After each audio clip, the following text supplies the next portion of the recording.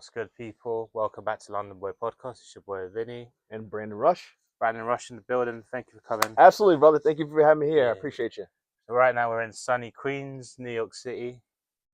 And this man needs no introduction. So you've been on some really well-known and good shows, right? Yeah, absolutely. I've been on, let's see here, Power Book 2 Ghost. I've been on Ozark, Blue Bloods, Criminal Minds, Mayor of Kingstown. And you've been in the Tom Hanks, is it the Tom Hanks film? Top Gun? No, Top Gun Maverick. I was Top on Gun Top Gun Maverick. Maverick as well. Wow. I'm in Outer Banks season, I think it's season 5. I'll be in the final episode that is coming out on Netflix here in October, I believe. Oh, wow. What was it called? Outer Banks. Outer Banks. Yeah, it's like a pretty big, it's a pretty big show here on Netflix here. Oh, And nice. then I've been auditioning for a lot of shows too right now too, which is really exciting. Yeah, because what I texted you earlier, I just come from an audition. Yeah. Yeah. Went out for a series regular, new show. I probably can't even mention what it is, but went out for a new show for series regular, kind of like a boxing type show. Oh, wow. So we'll see how it goes. So yeah, do you want to tell the people a little bit about yourself, you Okay. know, where you grew up and stuff? Heck yeah. So my name's Brandon Rush. I'm originally from Richmond, Virginia, which is on the East Coast. I grew up there, played football growing up, played basketball, played soccer, or you guys call it football, but we call it soccer over here. Ran track, and then through high school, I went to from high school I went to University of South Carolina in South Carolina. We're the Gamecocks, or we go by just the Cocks. Great time at school. Was a broadcast journalism major, and I minored in sport and entertainment management. My senior year of college, I realized that, hey, like, look, I don't want to report on somebody when I can be the story myself. No, that's it. So I decided to, took an acting class, kind of caught the bug, and the teacher's like, hey, Brandon, look, I think there's this commercial you might be right for. And that was for this beta glucan commercial, whatever. I went in, I auditioned, I got it, and then I ended up getting hooked on. Oh, nice. So what was your first commercial? It literally was me playing a superhero. I was supposed to play. It was a pharmaceuticals commercial, but I was playing a superhero called the beta glucan hero guy, and I had on a red shirt, like a little red dry fit shirt. And I remember I filmed it. And one night around like 5 o'clock in the morning, 4 o'clock in the morning, I'm with my girlfriend sleeping at the time, and one of my friends calls me. Yeah. I'm like, yo, is everything all right? He's like, Brandon, did I just see you on TV? I was like, yeah, man, I was in that commercial. Because like, I thought I was losing it. So that's why I initially got the bug. Oh, nice. So how long have you been acting for now? I've been acting now 16 years. So after I graduated, my dad, God rest his soul, I lost him to pancreatic cancer back in 2021. Thank you, brother. He was a great man. But he helped me because there's a school called, I'm not going to mention the school, but anyway, I had to go up to D.C., Washington, D.C., where the capital is, to audition for it. Got in, and they said, do you want to go to New York or do you want to go to Los Angeles? And at the time, all TV was in Los Angeles. So I ended up going to Los Angeles, and I booked my first big-time commercial with Kobe Bryant, Michael Phelps, Tony Hawk, Heidi Klum, and Alex Rodriguez, who are all big American stars. You guys probably know Kobe Bryant the most, would probably them. Oh, so you was in a commercial with Kobe and Kobe Bryant, the basketball player for the Lakers. Alex Rodriguez, who played baseball for the Yankees. Michael Phelps is the most decorated Olympian of all time in swimming. And then Tony Hawk is a big time American skateboarder. And then Heidi Klum is obviously this gorgeous supermodel. I remember I used to play Tony Hawk's Underground. Oh yeah, absolutely, yeah, on PlayStation, right? Yeah. Nice, man. It's crazy. So how did you end up in New York from So I spent my first from 2008 all the way to 2014. All the way to 2015, I was acting in Los Angeles. So, and I ended up booking all the major shows. Well, I booked the major shows at the time in Los Angeles, which were like Criminal Minds, Murder in the First, Scandal, Sons of Anarchy. And from there, I was like, New York was always the goal for me. But in America, Los Angeles at the time was the hardest market. So the hardest market to book TV shows in. And I happened to be blessed and book those with Criminal Minds, one of the biggest shows at that time. So I decided one day, I was like, hey, I did a show called 24 Legacy, which was the original one was 24 with Keith Sutherland. I did that in Atlanta, and I was like, I got to get myself to New York. So I made a vision board, and I put all the shows that were in New York that I wanted to be on. And I ended up doing a commercial for State Farm with Alex. I can't remember his name right now. Oh my gosh, I can't remember his name. It's a Green Bay Packers guy, Aaron Rodgers, and Clay Matthews, which gave me the money to be able to get an apartment in New York for the summer. So I called one of my friends who's now a big time shoe guy. He does Stan Shoes is his name. His name's Rob Gregg. He called his friends up. He's like, hey, I have a friend looking for a place in New York City. I talked to this amazing couple named Katerina and Gavin, and they let me rent from them for the Oh, summer, and so nice. that got me out here to New York. So how long have you been in New York now?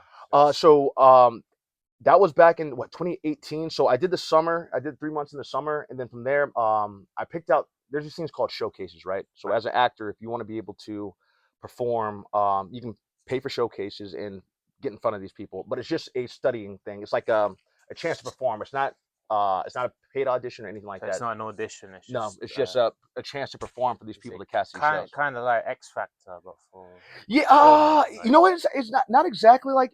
I mean, it's X Factor would be like an exam. It's not X Factor, and it's yeah, like a classroom setting, classroom. right? So Okay. basically, the casting person is there, and they're Mm-hmm. just giving us scenes because they just want to see what you're able to do, and Mm-hmm. just kind of let you get a feel of how it would be at a real audition. So Okay. I happened to perform at 5 of those. I picked the shows that I thought I was right for in Yeah. New York City, and they ended up calling me in from. I ended up getting called in like I did that my 5th week here in New York City. I got called in for a Oh show wow. called Blue Bloods, and I ended up auditioning for that 9 times over a year and a half, and I finally booked that. And I ended up being on that show for 5 years. Oh wow. Crazy. Crazy. So what would you say was your like first like big show that you got In New York or in general? in general? Oh, in general, my first big show was Criminal Criminal Minds. Minds. It was a season finale of Criminal Minds that had Shamar Moore, Thomas Gibson.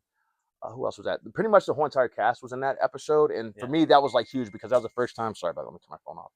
That was my first time booking something of that caliber, Yeah. and it was such a huge show at the time. So Criminal Minds is a show that was the first big thing that I booked. Oh, cool. And when you go to different auditions, Mm-hmm. do they recognize you from other shows? Do they? So for What? me, I never had that experience because Yeah. I stripped for Betty White, who's a famous American lady, one Right. time on a TV show, and I used to think that, oh my gosh, people would know me for that. Yeah. No one still to this day really knows I stripped for Betty White in this TV Yeah. series called Young and Hungry. But for the most part, they didn't. But Mhm. one thing that was good was casting directors and casting assistants and casting associates got to know me because I was always auditioning for them. Okay. So they got a chance to see, hey, Brandon's right for this. He didn't get this role, so let's call him back in for the next one. So you So always have that connection, yeah, basically, whether you get the role or not. Yeah. because if you do a good job, the thing is, as an actor, I always tell people, don't try and book the role, book the room. Right. And by booking the room it is extremely hard to book roles. But if Mm. you book the room, meaning you get remembered by the casting director, the casting associate, the casting assistant, they will keep calling you in for projects because they might be like, hey, you know what, Brandon, you're not right for this, but I got something down here that I think you're right for. Oh, so there's always a role for someone, basically. Yeah. Yeah. So basically, I'm trying to figure out how many people would be in a typical cast. Let's just say there's 10 roles to fill out each episode. Hmm. They are casting, trying to find the right person. They might call in 25 to 30 people for that role. Oh wow. And then from just to kind of, if you want a little background of like the auditioning part, I can tell you that. It's up to you. Yeah. Sure. So they call in, let's say 25, 30 people. Then they narrow it down to their top choices, which might be 5. Hmm. The casting office then sends that over to the director, the producer, and the writers. The producers and the writers. They pick out who they want, and then from that point, they have to, which could be like maybe 8 or 10 people making that decision right Oh there. wow. Then they have to send it over to the studio. Someone at the studio, which could even be 5, 15 people, they got to look to see if you've been in any of the other studio shows. Someone has to sign off on that, and then they send it over to the network. And someone from the network has to sign off So on you it being a has to part get approved, from basically. all these people. So altogether, it could be 30 or 40 people making the decision on whether you get this role or not. Oh wow. If one person doesn't agree with it, it starts all over. So you can do all that work, and if they don't choose it, you don't get paid. Yeah, you don't get the role in itself. Right. So Right. they all have to, you have to be cleared with the okay, and then you book the part, and then you would get paid after that when you do the role. So you only get paid once you do the role. Yeah, you don't Wow. get paid for the whole entire auditioning process. Oh wow. You So do it for it's all a risk. yeah, man, it's for the Yeah. love of the game. Love of the game. Yeah. So like, what you mentioned a little bit, what made you want to become an actor? For me, being a kid from Virginia, Mm, acting wasn't a thing that was option that was available. Like I used to yeah. love watching movies, cartoons. My brother, we'd act out those scenes. And being a kid from Virginia, you either had to be from New York City, where they had acting and theater and stuff Yeah. like that, or you had to be a person from Los Angeles, where they had. That's where the two markets were at the time. So New York and Los Angeles were so far fetched. And Mm, when my grandparents were alive and I was in college, I used to take my grandma to dinner every Wednesday. And okay. one time, and this is God rest her soul because she meant well, but Mm, I said to her, "Hey, Grandma, I want to be that thing on TV." yeah. And she said, "What's that?" And I said, "I want to be an actor." And she's from the super South, so she Yeah. said, "You can't be no actor." And I got super upset, and I went outside and I called my mom. I'm like, "Mom, Grandma says I can't be an actor." And she said, "Baby, you can be anything you want to be in this life." And so at that point, I was about to graduate, and I started looking up schools. I was going to go back and get my business masters Yeah. or MBA, excuse me. But instead, I was like, let me try out for these acting schools, and that's the one that was kind of telling you that my dad actually drove me up to the audition for that, and I got in. Oh wow. So that's kind of I just followed my dream, man. We live one life. Works. Oh, we do. We do. You mentioned you had a vision board. Yeah, So like, you want to tell the people how important it is to have a vision and how like law of attraction and the universe plays into it. absolutely. You know. So for me, I think there's Martin Luther King once said that you don't have to see the whole entire staircase; you Mm. just have to take the first step. Yeah. So for me, with the vision board, I just was a person that never made New Year's resolutions. Right. So one day I'm at my home in Virginia. I decided to, and it was when I was coming to New York City.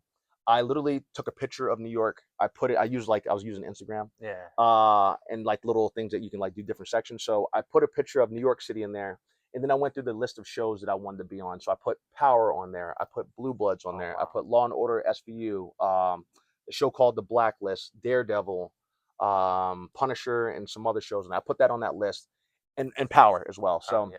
I put that on that board, and I put 2017, I think is when I put there. Oh And wow. literally by that summer, and I'm a faithful person. I believe in God. Yeah. I booked that commercial that gave me the money to be able to go to New York City. So by having that, that gave me the Mm. this is what I'm trying to do. And then from there, I looked for those shows to see if any of the casting directors or casting associates were doing any kind of classes, and I signed up for those classes. Wow. So it just fell into place Yeah, really because man, you had it the. did. Like literally from the I got here on I think it was a Friday. I landed in New York City, and then on a Monday I was at my first showcase to perform Oh in wow. front of about 15, 20 actors of New York, which are London has incredible actresses and Yeah. actors. Let me tell you that. New York is like on par. Wow. It's like New York and London. Just the amount of You talent. wouldn't say there's New York's more of a spot for it Compared to London, or compared to London. oh no, man. Well, so here's the deal. Yeah. I was in London last September doing the exact same thing. I wanted Mm. to establish my career in London, so I was doing the same performance showcases. Honestly, Mm. they're both equal. Okay. They were so equal. The amount of talent that I saw, and I believe you level up by seeing other people Yeah. perform. So with us all being in the same room in New York performing, with us all being in the same room in London, we were right by that stadium. Wrexham, is that the stadium right there in London? Wrexham, is that in West or South? Dude, that's a good question. It was a little bit past Canary Wharf. Canary Wharf. So there's that Okay. big past Canary Wharf. There's this big stadium. I can't remember. They had the ABBA stadium too. Okay. But the place I used to perform at was right over that way. And just the love I saw in New York City and the love I saw in London from the performers. Mm. Just man, I was like watching BBC, watching Oh, everybody right. like like the BBC. I think it's called Yeah. BBC Network, right? Yeah, BBC Okay, just Network. making sure. It just I met a lot of friends there and Oh, just helped me become nice. a better actor. I ended up booking a show while I was over there, which was Outer Banks. Oh, out of so that's the UK show. It's an American show, but I Uh, booked it while I auditioned for it while in the UK. oh wow. So yeah, do you want to tell the people the importance of like self belief Yeah, when it comes to that? absolutely, Because especially like moving from, I'd say country, but moving from one state to another state, absolutely. it takes a lot of like faith, right? Yeah. And self belief. Oh, like what happens if I fail? What happens if it doesn't work out? How do you like mentally like prepare for that? You So know, for me, it's a couple things. Have you guys you might have ever seen the movie Fury? Before with Fury. Brad Pitt, the tank movie. If you haven't, that's okay. Probably not. No. It's no worries. So Yeah, I'm a religious guy. I come from yeah. a religious family, and I'm big on faith. And there's a Bible quote called Isaiah 6, which Mm, says, "I heard the voice of the Lord saying, 'Whom shall I send, and who will go for us?' And I said, 'Here am I, send me.'" So yeah. I believed with the talents that God gave me that we only live one life, and if Mm, I could just, I didn't come from money at all. If I could just go after this and believe in myself, I really believed in myself, and yeah. I had my Max Lucado leadership book, Leadership Promises for the Day, and So I read Max, that. okay. Max Lucado, Max Lucado. who's I believe he's an American preacher. I believe he's American, Ah, but I relied on that book, and then to just kind of help me guide my way, but mm, also just believing in myself. I'm like, hey, look, I got to do this because I believe in myself. I believe God didn't send me here to fail. right. And also, I actually spoke about this the other day. Growing up, I played American football. In my first week of practice, I was ready to quit because it was tough. And Mm, my dad, God rest his soul, he said, I won't allow you to quit. Now, let me tell you why that was important to me because since that day of him not allowing me to quit, built in me a work ethic that no matter what was thrown at me, I wouldn't give up. No matter how Yeah. hard it got, no matter how tough, I wouldn't give up. And I've seen a lot of people in my business give up, but because I had that mentality that my dad built in me to be able to go through American football like that and not quit, that's been able to push me forward. So I have that. No matter what, I'm gonna go out on my shield, I guess you could say. Yeah, so it's important because yeah, when you say about words of encouragement from a Yeah. parent, I think like when I have kids, when the time is right, yeah, I think I'll do the same thing. Heck yeah. Like you tell your kids what like they can be anything in life, Mm-hmm. right? Like your mum said to you. Yeah. So I think even if you tell a kid you can't be something, Yeah. they're easily like impressionable Yep. and Very much so. influenced. Very much so. So like, And then I got to thank both my mom and my dad. They were, I can't tell you how many times I called them in Los yeah, Angeles because I didn't, at the time, I went to see my parents for a year because I couldn't leave LA to get back to the East Coast. So I would call my mom during the day. My dad talked yeah, to me every single day. And then at nighttime, my mom would be up from like 12, my mom would take over the 12 o'clock to 6 a.m. shift. And my dad would do everything up until then. just So grinding it out. Yeah, yeah, but my parents were just, without them, I wouldn't be where I am today and without God too. So. that's it, man. Do you want to tell people how you got into power then? The Yeah, ghost. absolutely. And also, Vivi, thank you for having me on your show, No, man. thank you for coming, Yeah, man. no, Thank I you. like, I really appreciate you. This is amazing what you're doing. I If appreciate there's that. any people I can point in your direction, just let me know. I got you. Ah, great stuff. So power. I told you all before that I had the vision board, and I Yeah. put on that vision board those shows that I wanted to be in. Mm. I found out that there's one of the casting associates and casting director were doing kind of like showcases, which again are just classes, they're just acting type Okay. classes where you can perform. So I found out that they happened to be doing one, and I went and performed for her, and it was a Hmm. comedy piece. So it was a Yeah. comedy piece that had drama in it. It had a mixture of both. It's about a guy who goes into an audition. He meets this terrorist guy is at this audition. Right. Is he playing a terrorist or Yeah, so he's he's an actor playing a terrorist, okay? but there's an actual terrorist at the audition as Oh well. wow. And it's So in New York. yeah, Oh the wow. scene. So Yeah. throughout the scene, the guy's like playing through the whole entire scenario of him and this like terrorist going back and forth, just kind of like getting the terrorist to do the lines with him and Yeah. stuff like that. And then at the end, he's like the terrorist has a gun on him, he has a bomb on him, and the guy gets him to drop all those things off and take him. At the very end, when the guy goes in there to the scene, it turns out that my character is actually an FBI agent, All and right. he's just been acting. So it's a comedy piece. He's just been acting as if he was like an actor playing a terrorist when they really caught the terrorist they were looking for. So it's like Oh a wow. crazy comedy piece. So it was 5 pages. That's actually on YouTube. If you look up Brandon Rush Comedy Showcase, you can see it. Mm. I ended up doing that scene for her. She thought I was great, and she ended up calling me in for Power. Oh She wow. called me into audition. I auditioned altogether, I believe, 6 times for the show. So first for the original Power, she called me in for a series regular for Mm. Dre, and then several different roles, but I never got that. Then Power Book 2 Ghost came around, and there was this role of this season 4, episode 1. There was this role that I was just right for, man. Anything with guns, And that was military. in Ghost. Yeah, Ghost. Yeah. Yeah. I book a lot of those type of like authoritative roles, Yeah. and so ended up booking that. Had one of the best days of my lifetime. I had the cool jacket, the black Yeah. big I see jacket, that. and then I Yeah. had the full auto Glock. Man, come on. So I was like a kid in a candy store. Yeah, because you came in when Ghost became cool when they had the armed Yeah, team, right? yeah, absolutely. Uh, And then and so when it came to me choosing how I was going to shoot, there's a UK actor named Andrew Lincoln okay. who played he was in The Walking Dead. He played Rick Grimes. I saw the way he used to hold his gun Yeah. in Walking Dead, and I decided to do the same thing Save. with the Oh, Glock, man. cool. So Andrew Lincoln, thank you, UK actor. So he's Rick Grimes from Walking Dead. Walking Dead, yeah, Oh, but so he's he's the main character. yeah. Yeah. Oh, cool. So what was you gonna play in the original Power? In the original Power, there's a character named Dre. Dre was the one that was What always going the back and forth. snake? Yeah, the big snake. The snake. Yeah, man. Yeah. So I originally auditioned for that role. I didn't get it because obviously at the time I didn't have many credits, but the right actor did get it. So I believe that you always get the role that is right for It's you. meant for you. Yeah. Yeah. Oh, that's crazy. So what's been like your favorite show that you've done? People always ask me that question, and the reason I say this is difficult is because I have several different reasons why I like certain shows. Like for Yeah. instance, and I've loved a lot of them, but the specific ones I'm just going to use is Criminal Minds was my first one for Los Angeles. That's the one that broke me into being like this actor on primetime TV. Yeah. In New York City, at the first, it was Blue Bloods. I got to play an NYPD cop. It was the first show that I auditioned for. I Nice. auditioned 9 times for that, and then finally Yeah. got it.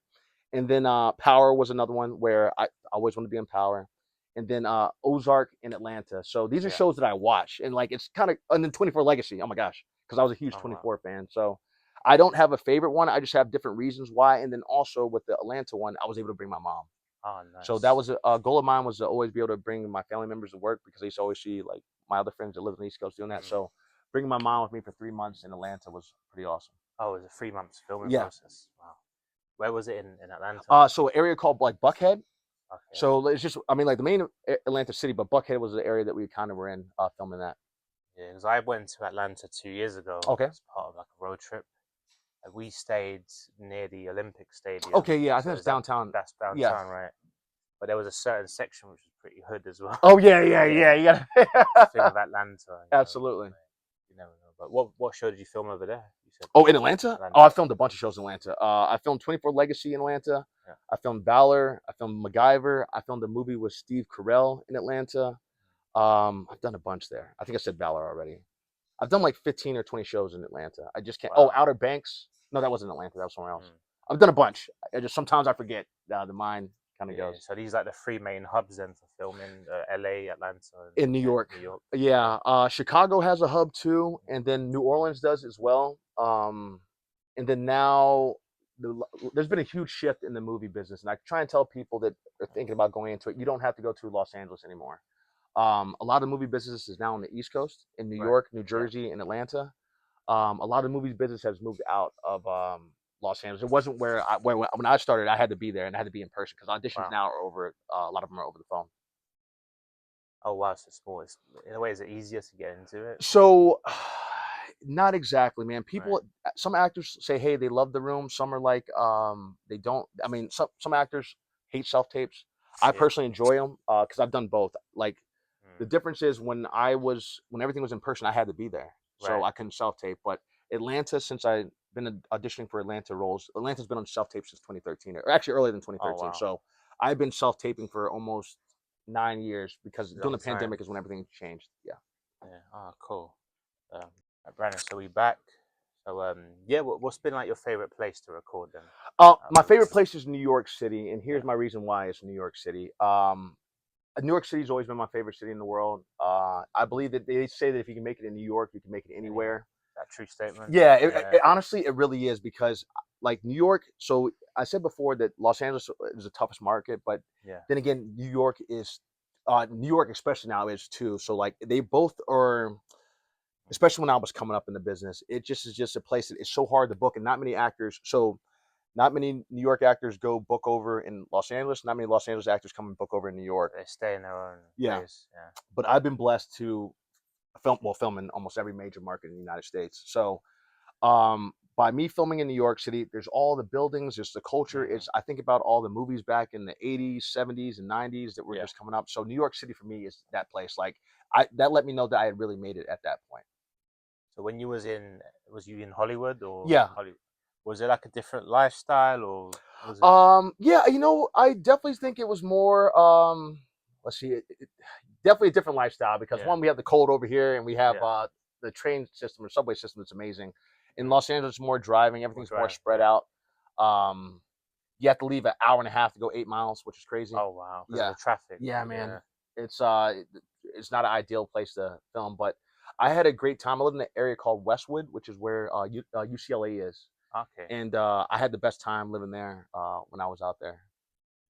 So it's good. So in terms of quality of life, would you say it's better over there? Oh God. Yeah. All right. So the way I would put it is this. How do I best say this?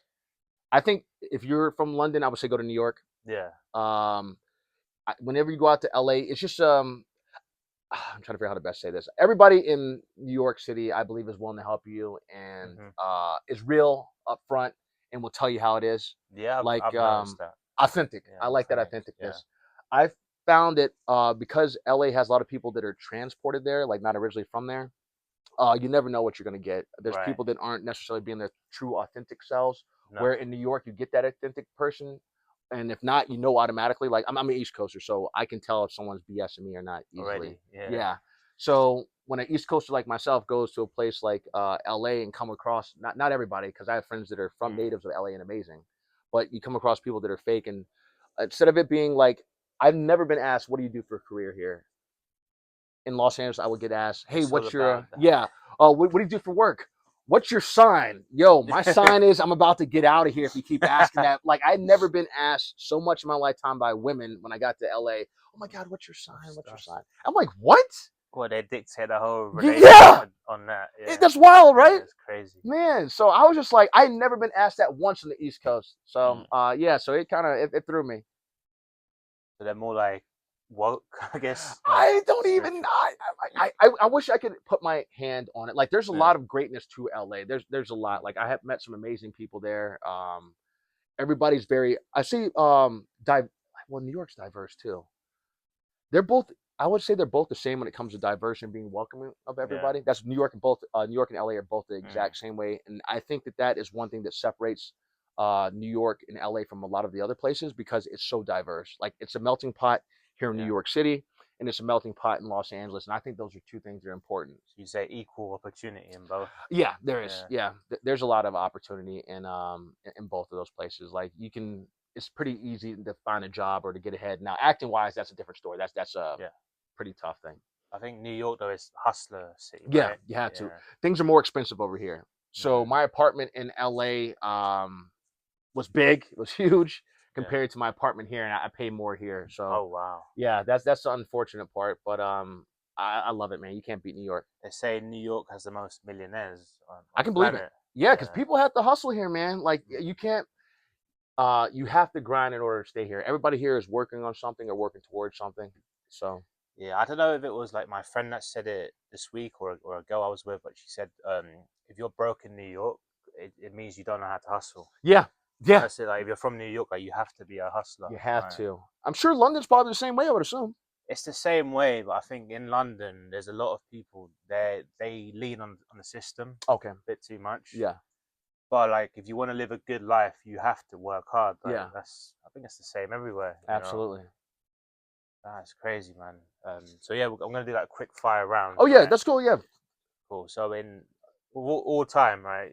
You could have been in there, or you could have seen them. What are your top five shows? Top 5 shows: Yeah. Power, Oh yeah. Blue Bloods, Ozark, Criminal Minds, and then what is the fifth one? Hold on a second. Oh, 24 Legacy, because I always want to be the counterterrorism unit guy. So the shows that you've been in, Yeah. basically. Yeah. You're talking about, like, in general? In general as well. Oh, yeah. sorry, man. In general, I love Lioness, which is a Taylor Sheridan show. Yeah. I loved there's a show that I just started watching in London called Trigger Point on BritBox. Okay, I've not seen that one. Oh man, it's awesome.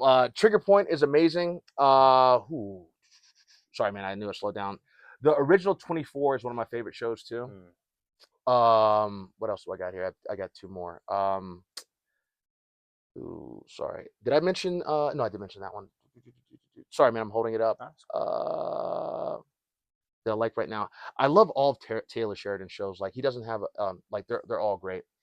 What's something I'm really hooked into right now? Oh, I love Black Mirror. Oh, Black Mirror is cool. Yeah. I'm really starting to get into the British shows right now. And then one more. I'll just do.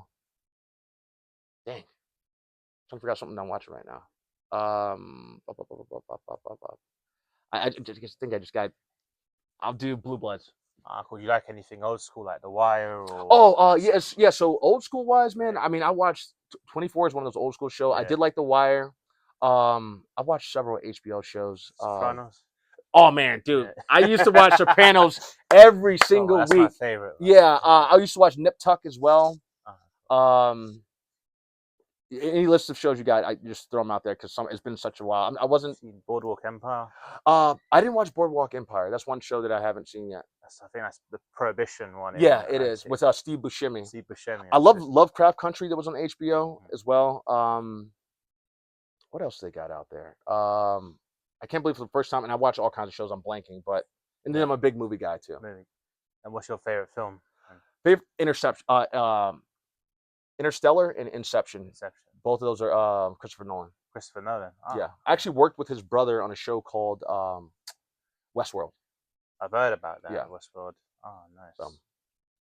Cool. And so, like, what's like a big goal that you've got? Like, whether it be something you're working on or. So my biggest goal right now is I really want to series regular is the main goal, but Yeah. I really want to be working more in London. Like that's my Okay. goal. Like I want to be an international actor in both. So I want to be traveling between London, Australia, and United States Oh because wow. now that I've worked pretty much everywhere in the United States and Mexico, London and Australia, those two next big things. So I'd like to be an actor that is over there working on London shows and Australian shows. Yeah, man. Hit me up if you're ever in Heck yeah, man! London, I man. tell you, next time I go back, I definitely will. Sounds. You got any trips booked Not for yet, that? because Ah, I'm still working out things here in New of York course. City. Yeah. But I'm supposed to go back because one of my good friends, two of my good friends, the one I stay with in Essex, and the one I Mm. stay with in London, they said just let me know when you're coming Oh back. wow. So you've got like an intercontinental career going on. Yeah, Yeah, man, that's trying to. crazy. I want to be that. I want to be that brother from the States that happens to works overseas, mate. Ah, sick, man. So, like, any bit of advice to someone watching that might need it, whether it be acting or just trying to figure things out in general. A couple things Like, here. I would say one, have faith and believe in yourself. mm, People are gonna put you down.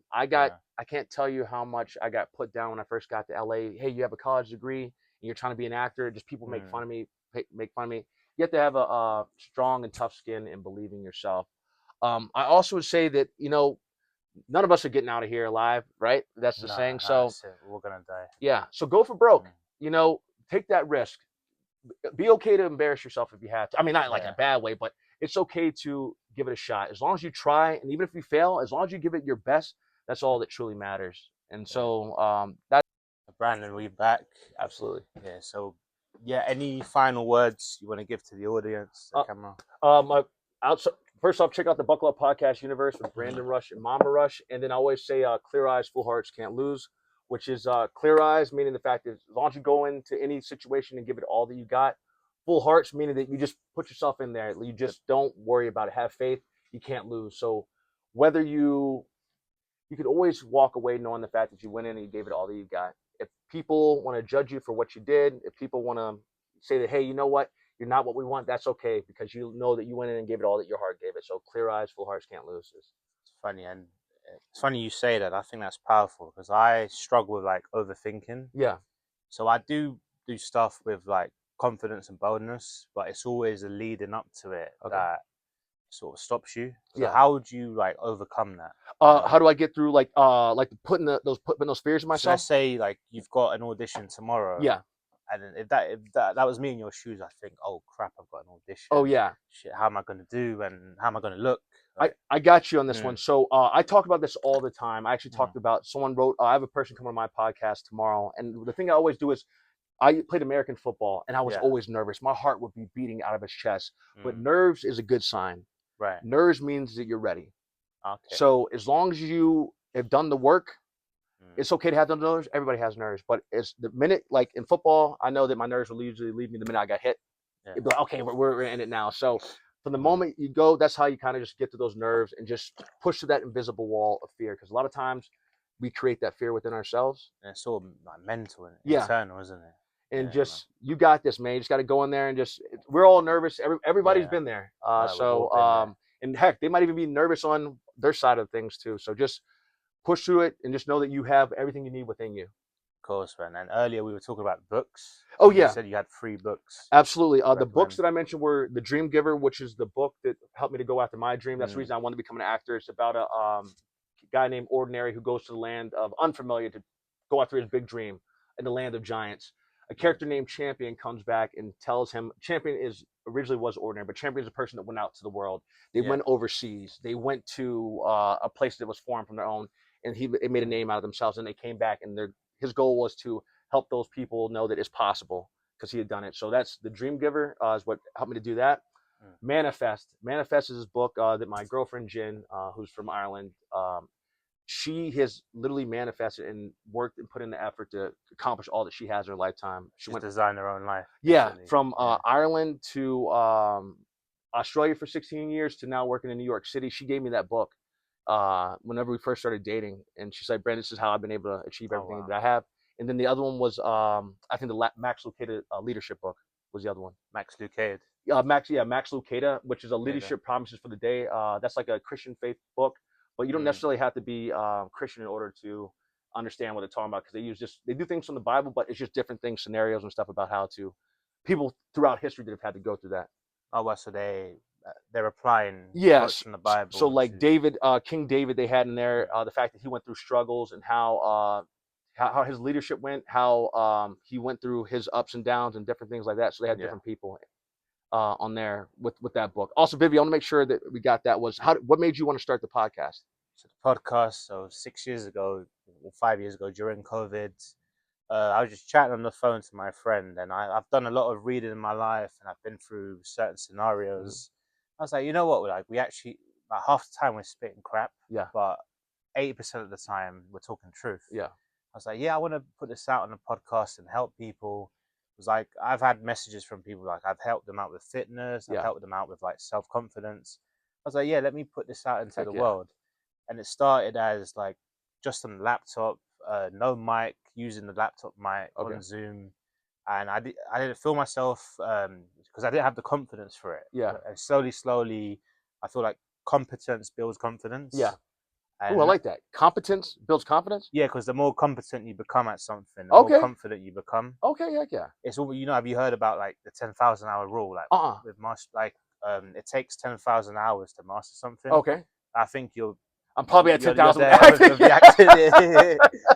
So yeah, so all these principles I've read from books and learned over the years, I just apply them to my own stuff and try and teach them. And yeah, like it's been going well. Heck I think I had a resurgence this year where I thought, you know what, I'm gonna go for it. So I bought a new phone with a camera and a setup. Yeah. I was like, let's just do it, man. No Heck more yeah. procrastinating. You're natural, brother. Oh, I appreciate Yeah, that, man. you're natural. And then the thing I was telling you earlier, just to Yeah. mention again, was Buzzsprout is a directory you can Buzzsprout. use to put Yeah. from using the Zoom clips. You can put your thing up there to ship that out to podcast, Spotify, all that. Yeah. And then Opus Clips was the other thing. Opus Clips. Yeah, I for the appreciate video the part. game, Yeah, man. No problem, Yeah. brother. All right, guys.